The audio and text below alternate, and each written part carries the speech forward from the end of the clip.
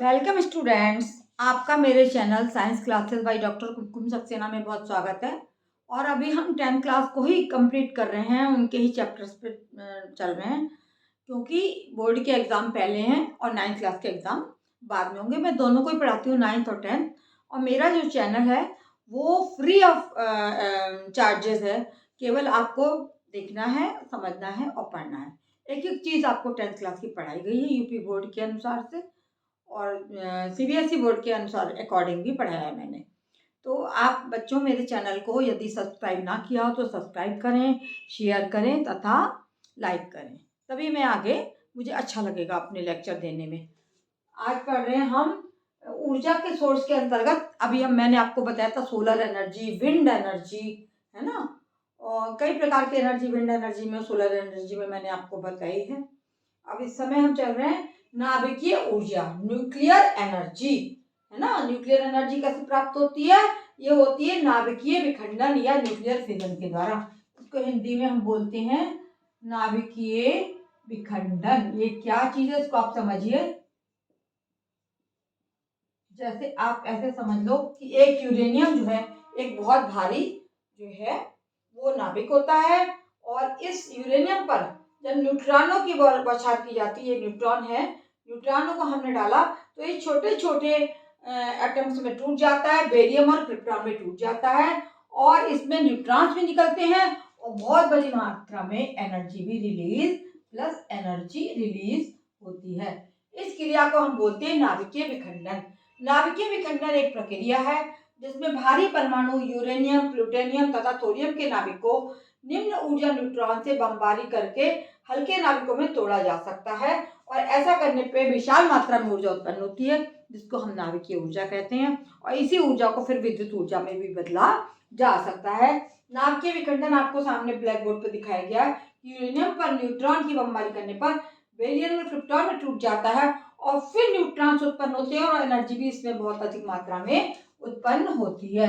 इसमें 3 न्यूट्रॉन्स प्राप्त हो रहे हैं, और तीनों न्यूट्रॉन्स जो हैं, हम यूरेनियम की बड़ी बड़ी रॉड ले लेते हैं, उस पर फिर बमबारी करते हैं, फिर उसको तोड़ते हैं, और तोड़ने के बाद में फिर जो है क्या होता है, यूरेनियम की रॉड पे भी तीनों न्यूट्रॉन बमबारी करके फिर से ऊर्जा उत्पन्न करते हैं।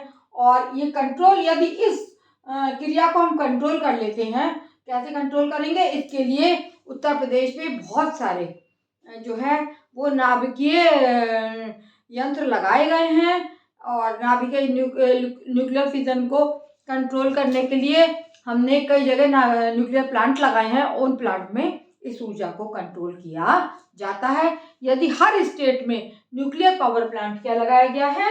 न्यूक्लियर पावर प्लांट हर स्टेट में लगाया गया है, क्योंकि इससे भी ऊर्जा मिलती है और बिजली बनाई जा सकती है। तो ये इस तरीके से हर स्टेट ने अपने अपने न्यूक्लियर पावर प्लांट्स लगाए हैं। ये दोनों तरीके से होता है। ये तोड़ते चले जाते हैं यूरेनियम रॉड को, फिर तोड़ेंगे और फिर तोड़ेंगे, ये कहलाते हैं आपके श्रृंखला रिएक्शन या चेन रिएक्शन। क्या कहलाते हैं? श्रृंखला जो है, श्रृंखला क्रिया या चेन रिएक्शन कहलाते हैं।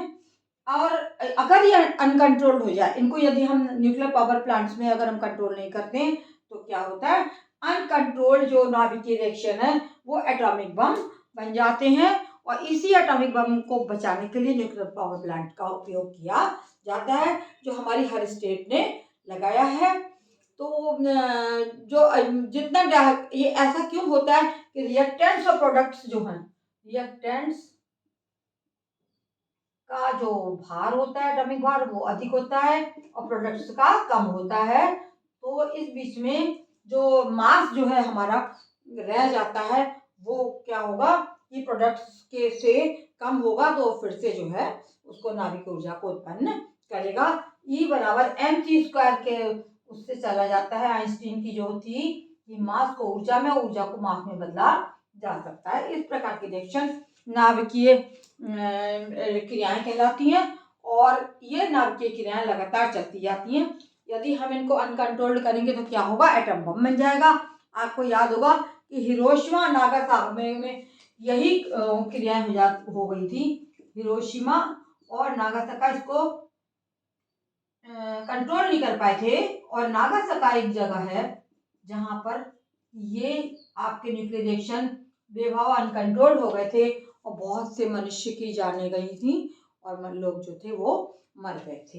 इस प्रकार से चेन रिएक्शंस के द्वारा क्या होता है कि ये टूटते चले जाते हैं और ये अगर कंट्रोल्ड रिएक्शंस होंगे तो इनको नाभिकीय न्यूक्लियर प्लांट में करके इनको कंट्रोल कर लिया जाता है और फिर उससे विद्युत बनाई जाती है।